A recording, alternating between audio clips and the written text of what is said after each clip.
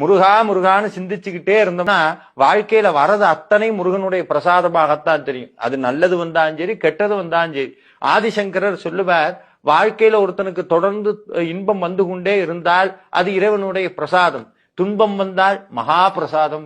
ஏன்னா துன்பத்துலதான் சில உண்மைகள் நமக்கு புரிய தொடங்கும். அப்ப வாழ்க்கையில முருகப்பெருமானுடைய திருவருள் பதிந்து விட்டதுன்னு சொன்னா தொடர்ந்து இறைவனுடைய அருளால் தான் எல்லாம் நடக்குது அப்படிங்கிற உண்மை புரிஞ்சிடும்.